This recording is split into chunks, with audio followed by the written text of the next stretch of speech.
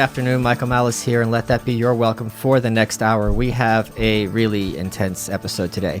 We have with us Andy Pollack and Max Eden, educational researcher. Andy, your daughter Meadow was one of the victims at the Parkland shooting, and you guys wrote a book which is out now called Why Meadow Died. And let me tell you why I can strongly recommend this book, because I've read it. I thought that this book would be about, oh, my daughter Meadow, this is what she was like, so on and so forth. There's very little about her in there. And we are also so lazy in this country, and we're fed this kind of narrative. We have this idea that Columbine kind of set the blueprint, right? That you have these kids, no one sees it coming, they're kind of loners. One day they snap. It's a tragedy, in quotes, something you mentioned in the book. And then, what can be done? And this book made me extremely angry, because what this book is about is this murder was extremely preventable.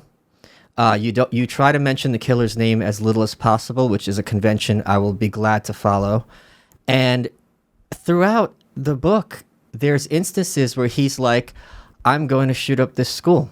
I'm obsessed with guns. And then you had the administration being like, well, what are you going to do? And it is so jarring, because this isn't like a red flag when you have a first date and she mentions a bad relationship with her parents. This is someone explicitly saying, I am going to shoot up this school, warning administrators. You have a list, I think, of 42 different points where this could have been prevented. And I just have to ask you, first of all, I imagine when people talk to you, they don't even know how to talk to you. Because, I don't know how to talk to you, because you're like living a nightmare. I don't want to put words in your mouth. Oh, there's nothing anyone's going to tell me that could make me feel better. I live it every day knowing, look at the multitudes. You read the book, the multitudes of failures. And I have the burden of knowing I put her in a school, and I didn't know anything that was going on there. I have to live with it. And it's something that I'm dealing with. I'm dealt it. That's it. There's nothing that's going to make me feel better. And there's nothing anyone's going to say to me that's going to make me feel better. The only one that can understand how I feel is another parent where their child was murdered. And really, that's the only way to explain it. And I have certain friends that we talk that also lost children. One of my good friends, Ryan Petty, lost his daughter in the school. I'm friendly with a father that lost a son in Santa Fe in a shooting. Another friend, we talk. It's terrible. Another friend lost his son on a side-by-side in North Carolina. And those are the only people that we can understand. But I'm living it. I did this book, in the beginning I used to say, I want to be the last father to ever deal with a school shooting, right? And then a couple of months later, it was in May 18th, I think it was of 18, there was another shooting in Texas, and then you had one in Charlotte, there's been a shooting in Colorado, and I came to the conclusion I couldn't achieve that goal of being the last father. So through this book now my thing is I want to be the last father, because this is what I could do and leave it. This is my legacy, and for my daughter, I could be the last father that has the excuse to say, I don't know. Okay? Yeah. So I got that excuse, and I'm living with it. I didn't know it was at the school. So now I even call it a manual. I said, any parent, now you don't have that excuse. Read this book, which now I had this brain thing in the nighttime. I was just, you know what? This is a manual for parents, so they don't have the excuse. You can't tell me that you don't know, of these policies and the multitude of failures that could go on in a public school. Why do you think all of a sudden now bullying? There was no bullying when I was a kid. Now, or you hear it all the time. Maybe you were the bully. Nah, I wasn't. Maybe, but back then it was, but it wasn't. You had consequence. Yeah. You know what I mean? You didn't do anything at the school. Now, there's no consequence. Bullying's big, assaults on teachers, fights in school.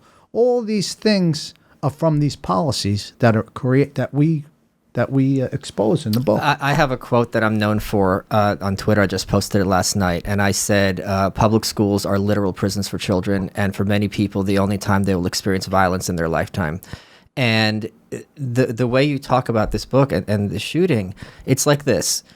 There's going to be, at some point, America's a big country, someone who is profoundly disturbed, mentally limited, who has access to instruments of death. Oklahoma City, 9/11. No, this gun. Yes. Guns are even if guns vanish, you have someone who wants to do mass harm, poison. Let's suppose you have an infestation of black widow spiders, something. What do you do in that situation? And Max, I wanted to ask you. It seemed like, okay, you have this threat. You don't have to put it on a person. Like, there's going to be a situation when there's a threat to the death of children, lead paint, cobras, whatever. And the administration, in order to, you talk about how they approach that, because it's so. This is the thing. You got red pilled because, Max, in the book you talk about the social justice industrial complex, and I was born in the Soviet Union. And you said your family was from Ukraine, and there's this idea that, well, if one person has a problem, we have to have equality. So now it's going to be everybody's problem. And okay, if you have a one per kid who's violent, not just like doesn't pay attention in school. Worse. It's not like. Let me explain a little Please. bit. When you get into that, it's not like the kid just has a learning disability like dyslexia, and he's not disruptive. We want to help those kids. Or a class clown. Yeah, or a class clown. We're talking about kids that are really mentally ill and violent. Yeah. And they label them special needs. And when they do that, it almost makes them virtually untouchable in the school district. And this isn't just in Broward.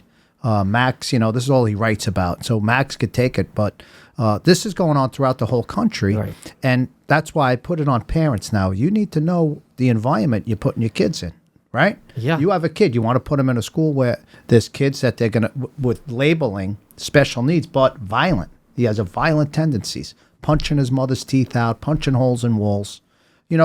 One of the things that I found out was so disturbing through my investigation was they actually had to frisk. I call him 1958. That's his prison ID number. They had to frisk this kid every day before school. That's how dangerous he was.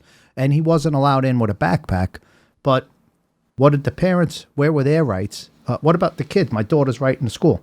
She didn't have any rights. But this kid, special needs for violence, they gave him more rights, allowed him into the school so violent, and they took away all the rights of every kid in the school that just wanted to learn. And there's a twisted logic to it in the sense of, well, I'm going to use the word normal broadly. Well, a normal person doesn't fantasize about killing people, and this kid does. Therefore, he's special needs and needs more care, and he's a kind of a victim, and you should have kid gloves with him. It's like, whoa. Yeah, he's special in that he's different, but this isn't Down syndrome, I'm in a wheelchair, dyslexia, epilepsy, or any of this. This is he's a threat to others and himself. So can you please talk about how this whole complex? I can kind of like walk through please. the red pill to see how you get to that point, right? Because if you have a student who every day in middle school says, I'm fascinated with guns, threatens to kill people, brings dead animals to school, skins them, everybody in the school is so scared of him that he requires not only a security escort to walk through the hallways, but eventually his mom to come and join the security escort to walk through the hallways. Yet he's allowed to remain there for a full year. No human makes that decision off of their own rational judgment. That happens because we as a society don't understand or admit that evil exists. We label evil as being special. And because it's special, we have to be inclusive and be accommodating and put students with disabilities in the least restrictive environment. So it becomes basically impossible to get a kid, even if everybody's terrified of him, into a specialized school. And as soon as he calms down, we have to put him right back into a normal classroom. When he got to a specialized school, he told them that he dreamt of killing and being covered in blood. They were so scared of him that they wrote a letter to his private psychiatrist expressing their fear. This hatchet had gone missing in his mom's house. A year later, because he had been calm for a couple months, they thought, oh yeah, he's ready to attend a normal high school next to his beautiful daughter. Rehabilitated in 1 month. Or 3, I think it was. A couple calm months, and he seems to like guns a lot, isn't interested in the military, so let's put him in JROTC.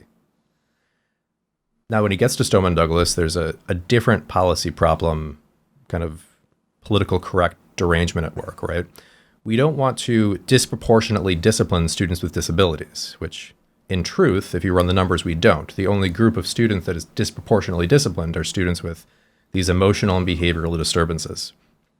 But school administrators are pressured to discipline kids who behave insanely at the same rate as kids who behave well, which leads to a situation, it's just one tidbit of many from the book. The only time this kid got disciplined in his first full semester there, despite a long record of students that have said things that he did to us, was when his normal assistant principal was off campus, because they were systematically hiding the stuff, because that was how they complied with the policies. That's how they looked good. That's how they looked progressive. You just mentioned long record. One of the things you talk about is this is something that the progressives since the 1890s, early 1910s did. They were all focused on numbers. And if you make the numbers work, therefore reality is going to follow suit, right? And this is something, my work was with North Korea, right? So let's suppose every day by law, you have to have 5 pounds of bread. So, okay, 5 pounds, I'm just going to add rocks to the bread, and now it's 5 pounds. So same here. It's like, we want to lower arrests. Okay, don't call the cops, less arrests, success. So and that's literally what happened. It even gets deeper. So not only does the school district adapt to these policies, Robert Runcie, the incompetent superintendent who came from Chicago to end the school-to-prison pipeline, and it was a miracle. And I think it was his first year, he reduced crime in the school district by 70%. On paper. In 1 year, on paper. So then it gets worse. So then the sheriff, who's an elected official, he signed, wow, look at this. I think that's great. Let me get in on this gravy train. You know what I mean? I'm running for office. I want to reduce crime too. I'm going to sign on to these policies, and I'll reduce crimes by, I think, another 30% for felonies and about, was it 30%? Mm-hmm. I'm going to reduce crime by 30%. And look at him. He's running for office again. He has a commercial. I reduced crime by 30% in Broward County. Yeah. So, the way that they reduced arrests in the schools is by giving students 3 free misdemeanors before they're even allowed to talk to a school resource officer. They trained assistant principals to refuse to cooperate with local law enforcement. In the community, Sheriff Israel said, "We judge our success not by how many kids we put in jail, but by how many kids we keep out of jail." The police were called to A&T 1958's house 45 times. He was never arrested. Never arrested. Which means, by Sheriff Israel's definition, 1958 was his most striking success until February 14th. So what the point we're making with a lot of this is, what kills me, he could have been arrested multiple times where he wouldn't have been able to buy a rifle. Or, the FBI was called with tips, and this kid was spot clean, didn't have a record, and, never even arrested for anything. So even if he was arrested for a misdemeanor, like he actually trespassed at the school after he threatened to shoot the school up and still wasn't arrested. So when they made the call to the FBI, it would have popped up. He trespassed out of school, and now they're saying he's going to be a school shooter. Maybe they would actually did something, the FBI, and followed up on the tip. But we'll never know because he never was arrested for, multiple of crimes. So the FBI dropped the ball, but maybe they wouldn't have if he would have had a record. Well, you make a broader point, which is, let's suppose in a parallel happy universe, he never did get access to a gun. There's still things he's doing throughout his school career that are outrageous and unacceptable. If you're bringing in skinned animals to school, if you're physically starting fights with another kid with racial slurs, and there was one little funny moment because he used the wrong racial slur, it's kind of like the argument is, well, if they're not shooting up the school, there's no problem. It's like, if you're living in physical threats that someone's going to beat the crap out of you and they know it's been demonstrated, they will have no consequences, that's not acceptable either. He told the world he wanted to kill. It's in his records, in his school records, and yet they put him back in the school with all these kids. And the reason those records exist is because even though every human being at West Glades Middle School was terrified of him, knew that he did not belong there, it took them a solid 5 months of paperwork that they had to go through every box checked, every T crossed, every I dotted, to have a chance to send him to the school where everybody knew he needed to go. Because this politically correct ideology, an inability to recognize evil, calling evil special and trying to give it special treatment, leads to this paperwork-driven brain death where you're forced to compile months and months of paperwork to do something that everybody knows. And who suffers with the teacher doing all this work?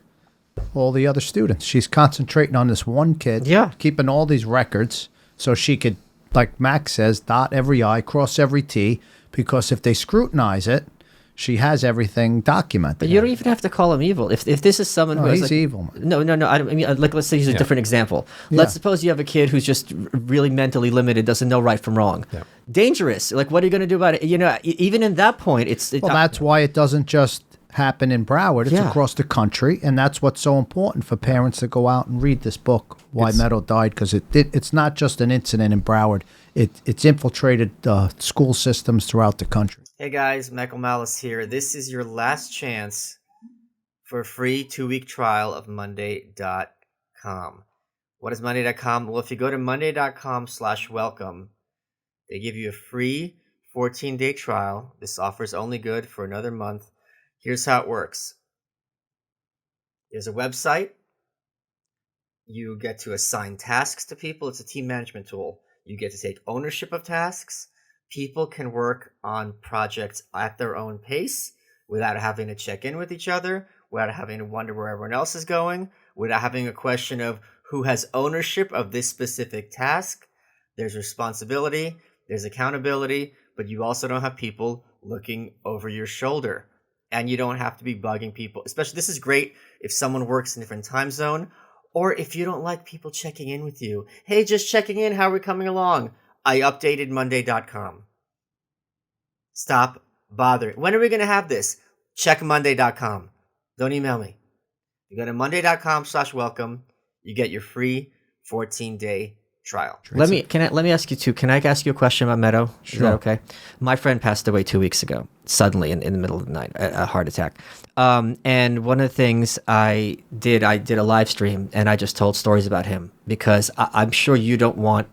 There's so much more to Meadow than that day, and then that this is how she's going to be defined. Can you tell us just one positive memory of her, so people kind of have an idea? It kills me, but yeah, I'll do it for you. So, but don't do it. I do it for her. Do you know what I mean? Like, yeah, it just hurts all the time. But when I think about it more, you know, I'm never, like I told you, you're never the same. We don't have to. But if you don't Meadow, want to. no, I'll get it, man. Meadow was the most like me. I have 3 kids, 2 sons, and my daughter. She was the toughest out of all 3. She was very determined. There wasn't anything that she couldn't achieve in her life. She wanted to be a lawyer. I knew she was going to be a lawyer. She wanted me to take her shopping. I was taking her shopping. And she was very kind. A lot of students came up to me after, and they said that Meadow was the first one to go and say hello when it was a new student. And I don't know if this is in the book. I can't remember. It probably is. On the 3rd floor that day, Meadow was such a fighter. She got really unlucky that day. Meadow was in a class where the teacher, if you could imagine, 90 rounds went off in the building. And the concussions were so loud in the building that dust from the ceiling tile was all over the floors on every floor. So people were actually walking and there was footprints on the floor. That's how loud the concussions were. So 90 rounds go off, and Meadow's teacher lets her out into the hallway after hearing the rounds. My daughter recognized the rounds. My daughter's been to the range with me. She texts her boyfriend, there's gunshots in the building. And then the next thing, the fire alarm's going off. What does her imbecile teacher do? Puts the kids out in the hallway into the line of fire because she hears this fire alarm. So my daughter gets shot 4 times down the hallway, right? Then the teacher locks her door. My daughter can't get back in. They lock the bathroom doors on the hallway because kids were vaping, so she couldn't get anywhere. She's trapped. The security piece of shit deputy is hiding downstairs while this is all going on, hiding with his vest on and his gun drawn, looking around. Didn't do shit for 40 minutes. The shooter goes down. Now he's going down the hallway. He sees my daughter. My daughter, to that moment, she covered another girl to try and save her. And, then she got shot another 5 times at point blank. Went through my daughter and killed the little girl underneath her. And that piece of shit and other pieces of shit that pulled up from the sheriff's office didn't go in, none of them. So that's what my daughter, to her last dying breath tried to save somebody. And I'll never be with her now, so. I have to ask one more question. Last week we had Dan Soder in here. He was a comedian. And when he was in high school, his sister got hit by a car and died out of nowhere, you know. And his father also died when he was in high school. That was like a long kind of illness. And he said, and same with me when my friend passed a couple of weeks ago, getting that phone call, it didn't make sense. Because it was like, oh, it's like, what do you mean? It's like they said, oh, Eric died. It would be like if you tell me he's a Martian. Like my brain couldn't handle it, and then I was getting angry because it's like this is not right. How did you find out about this? Well, I was in. Jesus Christ, what happened there? It was Valentine's Day. Yeah, but day of all days, and. You know, in this day and age, I didn't hear from her for a while. You know, I went looking in the hospitals for her. My wife said... Wait, so you heard about the shooting before you knew what happened to her? Oh, of course, yeah. The shooting, my son heard about it on the news. Oh, wow. I was in Miami, just on a bike ride. Okay. And my phone just started going, and then on the way back, we couldn't reach her. We didn't drive to the school because you couldn't get near the school. So we ended up driving to the hospitals. Because my wife's in ER, she works she's a doctor in the hospital, and we started searching. My wife, I sent her in, start looking for Meadow room to room, and we couldn't find her. And the shooting took place about 2:30.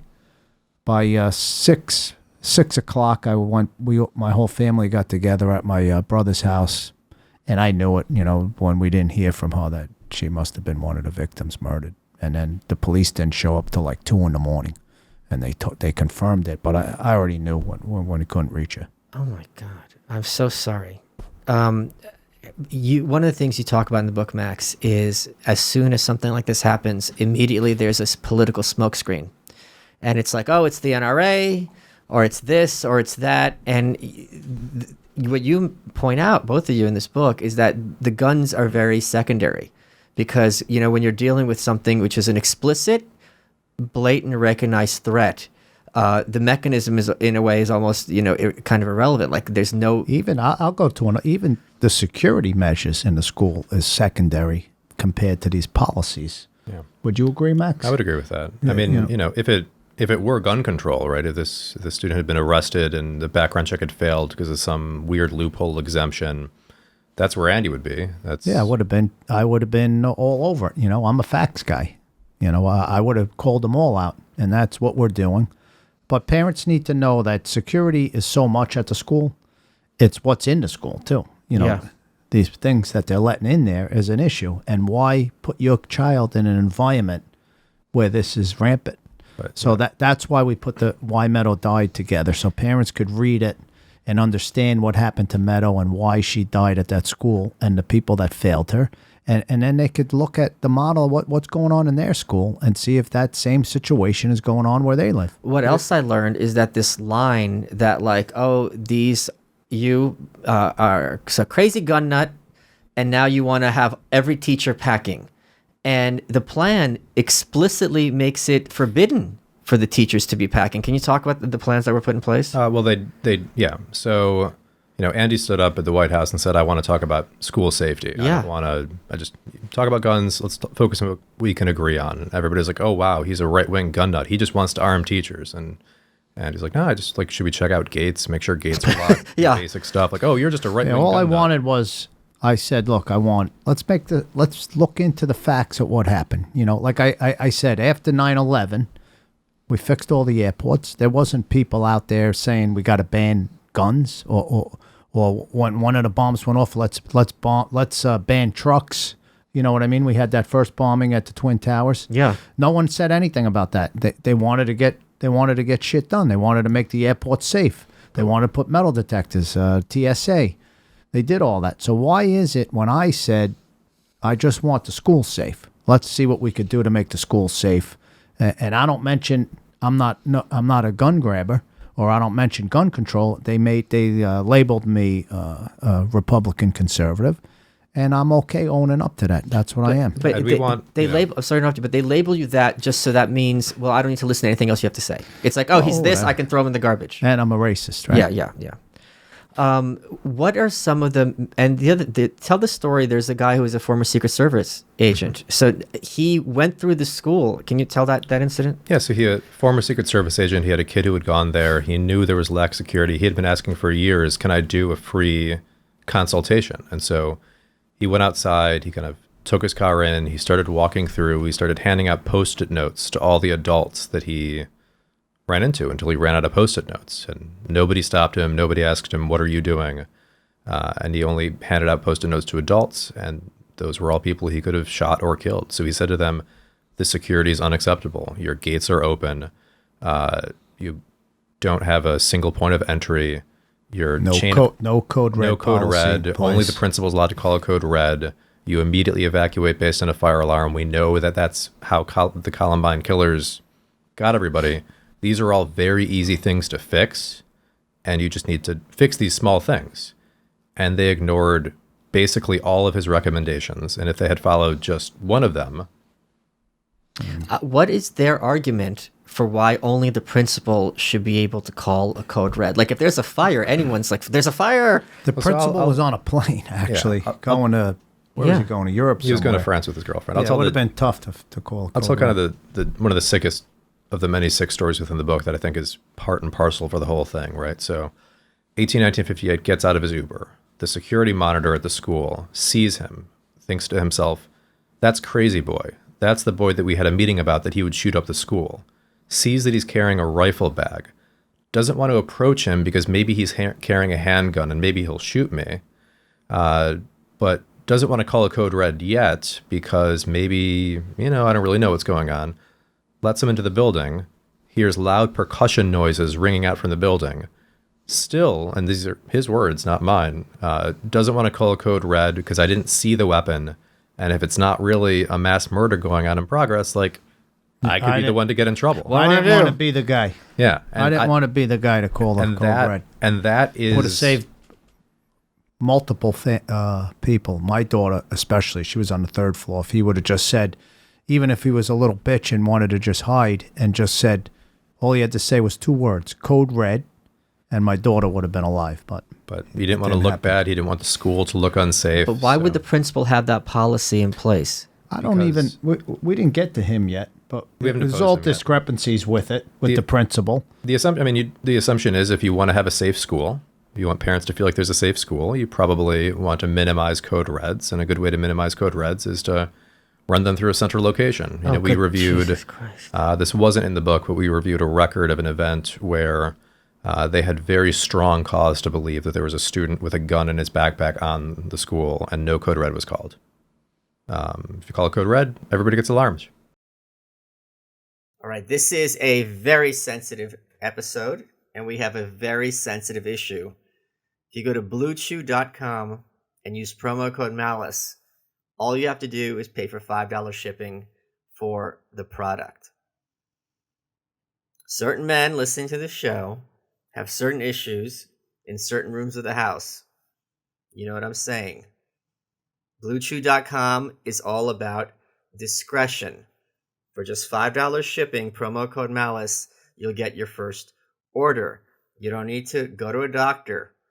You get an online prescription for chewables that help you with what you need, and it comes to your door directly in discreet packaging. Nice, subtle, you all know what I'm talking about. Promo code MALICE, bluechew.com. Let's get back to the show. Well, let's play devil's advocate a little bit. There's also this argument that political correctness is out of control, and you have like a second grade boy, and he makes a gun motion with his hand, and then he gets expelled. So is that something that's happening as well? Like, it seems like you're having both the real dangers aren't getting called on, and these ridiculous dangers are. Yeah, I think that happens a lot less than it appears to happen. Right? I mean, I think you see those stories as frequently as they occur, and you see them once or twice a year. Okay. I think that, but the devil's advocate is well taken, right? Because I think that they're two sides of a same coin. A lot of these leniency policies were an overcorrection to zero tolerance, which was, if you do this, then this must happen. Okay. And that led to some really absurd decisions, Right. decisions that normal humans wouldn't make. And so they flipped it and said, if he does this, you can't do this to him.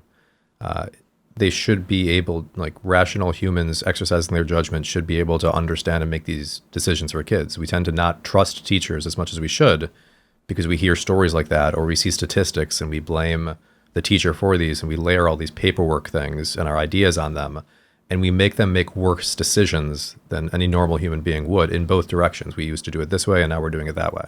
There's also this idea that if someone is like committing a violent crime, this is a air quotes mistake that you don't want to ruin his entire life. And it's like, I get how a mistake is like, you know, maybe I put my clothes in the wrong locker, or, you know, I cheated on a test. I could wrap my head around that's a mistake. But if you're the size of a grown man and you're, you know, 16, 17, and you're physically punching people in the face and you think it's a mistake, if you don't have the capacity then to realize this or if they go online and make threats, or they make threats, I'm gonna kill, or I'm gonna bring a gun to school, or I'm gonna run people over. It has to be the way society is. It has to be taken serious. They need to be arrested. The laws are in place to protect us citizens from people like that are sick. And they need to be arrested and charged with a felony. So it goes on their background. Democrats, they don't get it. You know, a lot of the times that all they do is spew. You hear the word. How many times have you heard the word universal background check in the last week? Background checks don't work if you don't arrest the criminals when they make threats. You threaten someone's life, that's a felony. You got to get charged. So we're protected. Why do you want to protect a guy that's making threats, like the Dayton shooter? That all came out. The guy in Dayton, it was like my daughter's murderer. He made threats, never arrested. Had a rape list, never arrested, and he purchased his rifle legal. So their whole mentality of these universal background checks, it doesn't make sense to me. On the other hand, they don't want to arrest. So it's contradicting. One of the other things that was just very kind of disturbing is, you know, having the sheriff then go on television and be lauded as a hero by the corporate press. Given, I mean, again, coming from the Soviet Union, like, to me, it's kind of insanity. Like, I can understand, but in America, I'm sorry, this is America. It just, how did that make you feel? I mean, you talk in the book amazing leadership. But I took care. Yeah. But I took care of him. Got him removed. We got elected a really good governor in Florida, Ron DeSantis, and he said he's going to run in his campaign. He's going to hold local officials accountable. And his first week, he removed the sheriff. So we got some accountability there. He dropped a school board grand jury into the school board. They're investigating. Okay. And also the Peterson that didn't go in the building was charged with felonies. Oh, good. So Okay. that was great. And that's all from our work, what we have done. That's wonderful. Because, you know, all those things that you don't hear about. But, you know, if someone does something about gun control, the media is all over it. So those are things I have accomplished, plus getting a bill passed in Florida to make schools safer. But no one really hears about it. But we accomplished a lot on accountability. And we're not done. And in this book, we're going to hold some more people accountable. It reminds me of in the 90s when Waco happened. And I was interning in D.C., and Janet Reno, who's Attorney General, went on TV and says, I take full responsibility. I'm like, you're responsible for kids being burned alive? You should be in jail.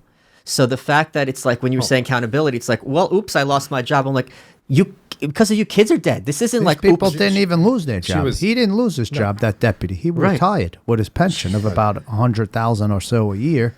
The sheriff that was in let him retire.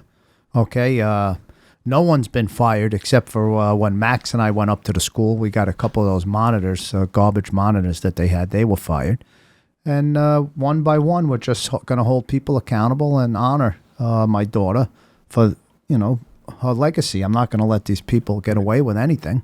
And it means a lot to me, that word accountability, and that's what we've been on. Max, you were going to say something. Yeah, I mean, Janet Reno is a saint compared to these people, right? I mean, not only do these people not accept any responsibility, not admit any fault, they knew full well, very quickly, the extent of their failures.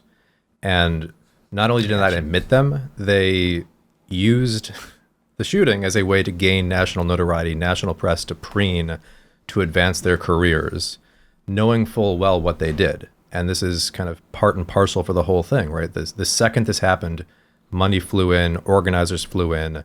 It started to become a very partisan political thing before any of the facts were known.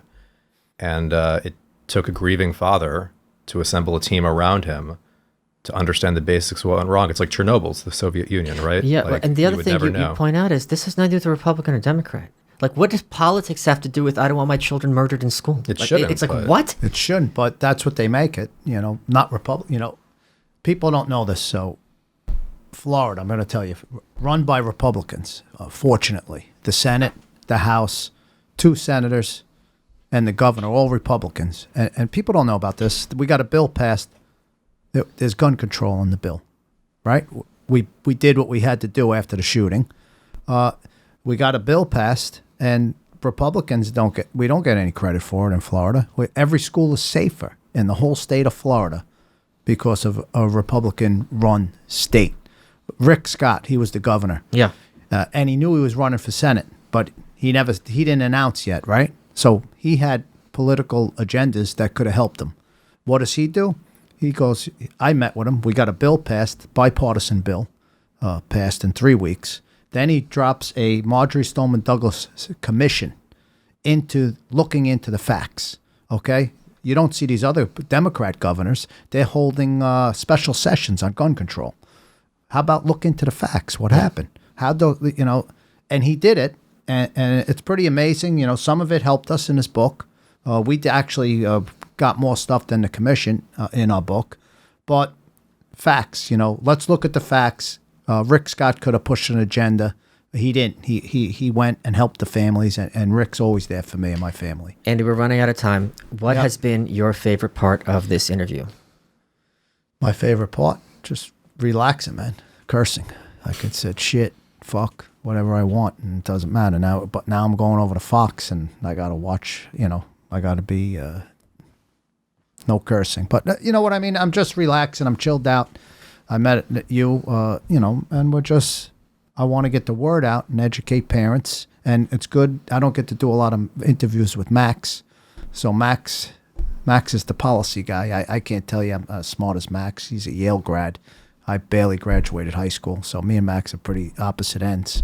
But we balance each other. That's what we do. We're a good balance. You are welcome.